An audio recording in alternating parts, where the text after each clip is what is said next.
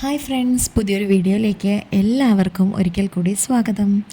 അപ്പം എല്ലാവരും ഷോർട്സ് കണ്ടിരുന്നു പാണൽ ചെടിയെപ്പറ്റി. അപ്പോൾ അതിൻ്റെ ഡീറ്റെയിൽഡ് വീഡിയോ ആണ് ഇന്ന് ചെയ്യുന്നത്. ഇതാണ് നമ്മുടെ പാണൽ അല്ലെങ്കിൽ കുറുമ്പാണൽ എന്നൊക്കെ പറയുന്ന ചെടി. ഈ പാണൽ എന്ന് പറയുന്ന ചെടിക്ക് ഔഷധ മൂല്യമുള്ള കാര്യം പലർക്കും അറിയാത്ത കാര്യമാണ്. അപ്പോൾ അതിൻ്റെ കുറച്ച് പ്രധാനപ്പെട്ട ഔഷധ ഗുണങ്ങളാണ് ഞാൻ ഇന്ന് നിങ്ങളുമായിട്ട് പങ്കുവയ്ക്കാനായിട്ട് പോകുന്നത്. അണുനശീകരണത്തിന് ഏറ്റവും നല്ലൊരു പ്രതിവിധിയാട്ടോ പാണൽ.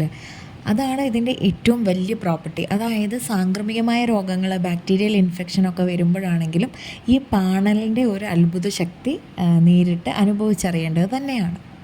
ഞാൻ ഷോർട്സിൽ പറഞ്ഞായിരുന്നു, പണ്ട് കാലങ്ങളിലൊക്കെ എന്താ പറയുക, കണ്ണ് ദോഷം അല്ലെങ്കിൽ ദൃഷ്ടിദോഷം കൊണ്ടൊക്കെ വരുന്ന കുഞ്ഞുങ്ങളുടെ അസുഖങ്ങൾ മാറാൻ വേണ്ടി പാണൽ തലയ്ക്കുഴിഞ്ഞിടും എന്നുള്ള കാര്യം. അപ്പോൾ അതിൻ്റെ ഡീറ്റെയിൽ ആയ കാര്യത്തിലേക്ക് ഞാൻ പോകുന്നില്ല. അതൊക്കെ ഓരോരുത്തരുടെ വിശ്വാസം അനുസരിച്ചാണ്. ഇതിൻ്റെ ഒരു മെഡിക്കൽ പരമായ കാര്യം എന്ന് പറയുന്നത് ഇത് തന്നെയാണ്. അതായത് പാണലിന് ബാക്ടീരിയയെ കൊല്ലാനുള്ള അല്ലെങ്കിൽ ബാക്ടീരിയ നശിപ്പിക്കാനുള്ളൊരു കഴിവുണ്ട്. അണുക്കളെ നശിപ്പിക്കാൻ വേണ്ടി നമുക്കിത് പുകയ്ക്കാൻ പറ്റും. അതുപോലെ തന്നെ നമ്മൾ കുഞ്ഞുങ്ങളൊക്കെ കിടക്കുന്ന ഇടങ്ങളിലൊക്കെ ഇത് നമ്മൾ പിച്ച് കീറിയിടാറുണ്ട്.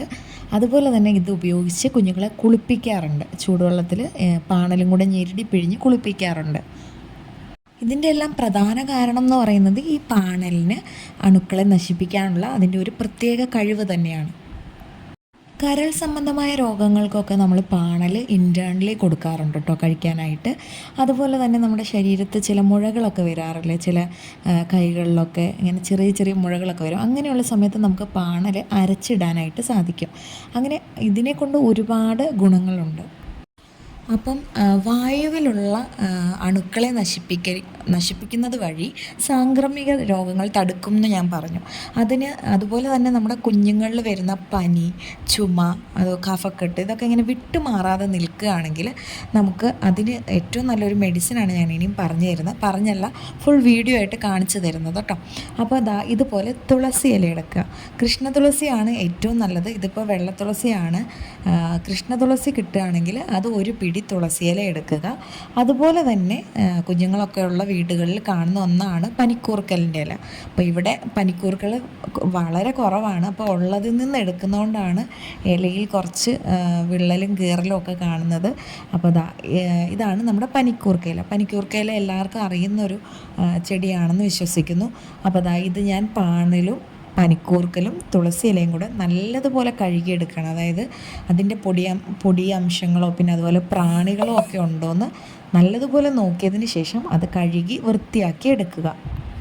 അപ്പോൾ കുഞ്ഞു കുട്ടികളിൽ ഇങ്ങനെ പനി, ജലദോഷം, കഫക്കെട്ടൊക്കെ ഇങ്ങനെ വിട്ടുമാറാതെ വരിക അല്ലെങ്കിൽ ഇടയ്ക്കിടയ്ക്കൊക്കെ വരുമ്പോൾ നമുക്ക് ചെയ്തു കൊടുക്കാൻ പറ്റുന്ന ഏറ്റവും പെട്ടെന്ന് ചെയ്യാൻ പറ്റുന്ന ഒരു കാര്യമാണിത്. അതുപോലെ തന്നെ ഇതിനൊരു ഫാസ്റ്റ് ആക്ഷനും ഉണ്ട് കേട്ടോ. അപ്പോൾ അങ്ങനെയുള്ളവരൊന്ന് ട്രൈ ചെയ്ത് നോക്കണം. അപ്പോൾ ഈ വീഡിയോ കംപ്ലീറ്റ് ആയിട്ട് കാണുക. ഈ 3 ഇലകൾ കഴുകി അതുപോലെ തന്നെ കുറച്ച് കൃഷ്ണ തുളസി കിട്ടിയിട്ടുണ്ട്. അപ്പോൾ അതെല്ലാം കൂടി ഇട്ടിട്ട് ഞാൻ എന്താ ചെയ്യുന്നതെന്ന് വെച്ച് കഴിഞ്ഞാൽ ഈ ഇലകളെല്ലാം ഒന്ന് പിച്ചി കീറി ചെറിയതാക്കുകയാണ്. അപ്പോൾ ഇതുപോലെ ചെറുതാക്കിയിട്ടുണ്ട്. ഞാൻ ഇതിൻ്റെ തണ്ടൊന്നും കളഞ്ഞിട്ടില്ല കേട്ടോ, എല്ലാം അതിനകത്ത് തന്നെ ഇട്ടിട്ടുണ്ട്. അതിനുശേഷം അല്പം വെള്ളത്തിലാണ് ഇത് ഞാൻ കാച്ചിയെടുക്കുന്നത്. വേണമെങ്കിൽ നിങ്ങൾ കുളിക്കാനായിട്ട് വെള്ളം തിളപ്പിച്ചെടുക്കുകയാണെങ്കിൽ ആ വെള്ളത്തിലേക്ക് തിളപ്പിച്ചതിന് ശേഷം അരിച്ചെടുത്തിട്ട് കുഞ്ഞുങ്ങളെ കുളിപ്പിക്കുക കേട്ടോ. അപ്പോൾ ഇവിടെ ഞാൻ എന്ന് പറഞ്ഞു കഴിഞ്ഞാൽ ഇപ്പം ഉപയോഗിക്കാനല്ല, കുറച്ച് സമയം കഴിഞ്ഞ് ഉപയോഗിക്കേണ്ടതുണ്ട്. ഇതിൻ്റെ സത്തൊന്നും പോകാതിരിക്കാൻ വേണ്ടി പെട്ടെന്ന് തന്നെ കുറച്ച് വെള്ളത്തിൽ തിളപ്പിച്ചെടുക്കുകയാണ് ചെയ്യുന്നത് കേട്ടോ. വേണമെങ്കിൽ നമുക്ക് ഇതിനകത്തേക്ക് ഒരു കഷ്ണം മഞ്ഞൾ കൂടി ചതച്ചിടുന്നത് നല്ലതായിരിക്കും. ഇത് കൊച്ചുകുട്ടികൾക്ക് മാത്രമല്ല മുതിർന്ന ആളുകൾക്കും, അതായത് ഇതുപോലെ എന്തെങ്കിലും ഒരു രോഗലക്ഷണങ്ങളൊക്കെ കാണുമ്പോഴോ അല്ലെങ്കിൽ അങ്ങനെയുള്ള സാഹചര്യങ്ങളിലൊക്കെ പോയി വരുന്ന ഉടനെ നമുക്ക് കുളിക്കാൻ പറ്റിയ ഒരു സംഭവമാണിത്. ഇതിൽ ആര്യവേപ്പിലയോ മഞ്ഞളോ ഒക്കെ ചേർക്കുന്നത് കൊണ്ട് കുഴപ്പമൊന്നുമില്ല കേട്ടോ. അപ്പോൾ ഇതുപോലെ തിളപ്പിച്ച് വെച്ച് കഴിഞ്ഞാൽ നമുക്ക് എപ്പോൾ വേണമെങ്കിലും കുളിക്കാൻ നേരത്ത് വെള്ളം ചൂടാക്കിയെടുക്കുക. വെള്ളം ചൂടാക്കിയതിന് ശേഷം ആ വെള്ളത്തിലേക്ക് നമുക്കിത് ചേർത്തിട്ട് കുളിക്കുന്നത് നല്ലതാണ് കേട്ടോ. അപ്പം ഞാൻ അങ്ങനെയാണ് ചെയ്യാറ്. ഡയറക്റ്റ് തിളപ്പിച്ചെടുക്കുന്നതുകൊണ്ട് തെറ്റൊന്നുമില്ല. ഡയറക്റ്റ് തിളപ്പിക്കുക എന്ന് പറയുമ്പോൾ അപ്പം തന്നെ നമ്മൾ ഇല വെന്തെടുത്ത് അരിച്ചെടുത്തിട്ട് വേണം കുഞ്ഞുങ്ങളാണെങ്കിൽ കുളിപ്പിക്കാൻ. മുതിർന്ന ആളുകളാണെങ്കിൽ ഇലയുള്ളതുകൊണ്ട് പ്രത്യേകിച്ച് ബുദ്ധിമുട്ടൊന്നും ഉണ്ടായിരിക്കില്ല. ചെറിയ ചൊറി പോലെ, വട്ടച്ചൊറി പോലെ, പുഴുക്കടി പോലെയൊക്കെ നമ്മുടെ ദേഹത്ത് വരാറില്ലേ, അതുപോലെ തന്നെ തലയിൽ താരൻ വരിക, ഇതിനൊക്കെ പാണൽ വളരെ ഉത്തമമാണ്. അപ്പോൾ എല്ലാം കൂടെ ഈ വീഡിയോയിൽ ആഡ് ചെയ്യുമ്പോൾ ആകെപ്പാടെ ഒരു പ്രശകമായിരിക്കും. അപ്പോൾ അതുകൊണ്ട് ഇതിനകത്തിപ്പോൾ നമ്മൾ എങ്ങനെയാണ് അണുക്കളെ ഇല്ലാതാക്കാൻ വേണ്ടി പാണൽ ഉപയോഗിക്കേണ്ടതെന്നുള്ളതാണ് പ്രധാനമായിട്ട് കാണിച്ചു തന്നത്. അതിൻ്റെ കൂടെ ഇതിൻ്റെ മറ്റു ഉപയോഗങ്ങൾ ഞാൻ സൂചിപ്പിച്ചിട്ടുണ്ട്. അപ്പോൾ അതിലെന്തെങ്കിലുമൊക്കെ അറിയണമെങ്കിൽ അതെങ്ങനെയാണ് ചെയ്യുന്നത്, അല്ലെങ്കിൽ താരൻ കളയാൻ വേണ്ടി പാണൽ എങ്ങനെ ഉപയോഗിക്കണം, ഇങ്ങനെയുള്ള കാര്യങ്ങളൊക്കെ അറിയണമെങ്കിൽ കമൻറ്റ് ചെയ്യുക. ഞാൻ അതിൻ്റെ വീഡിയോ അത് മാത്രമായിട്ട് സെപ്പറേറ്റ് ആയിട്ട് ചെയ്തിടുന്നതായിരിക്കും.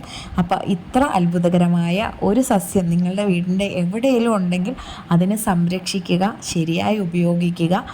നമ്മുടെ ചുറ്റും ഒരുപാട് പ്രതിവിധികൾ രോഗത്തിന് വേണ്ടിയുണ്ട്. അപ്പം അതൊക്കെ മനസ്സിലാക്കിക്കൊണ്ട് മുൻപോട്ട് പോവുക. ഡെയിലി വ്ളോഗിൻ്റെ ഒപ്പം തന്നെ കുറച്ച് ആരോഗ്യപരമായ വാർത്തകൾ കൂടി പങ്കുവയ്ക്കാനുള്ള ചില സുഹൃത്തുക്കളുടെ അഭിപ്രായം മാനിച്ചുകൊണ്ടാണ് ഇതിടുന്നത്.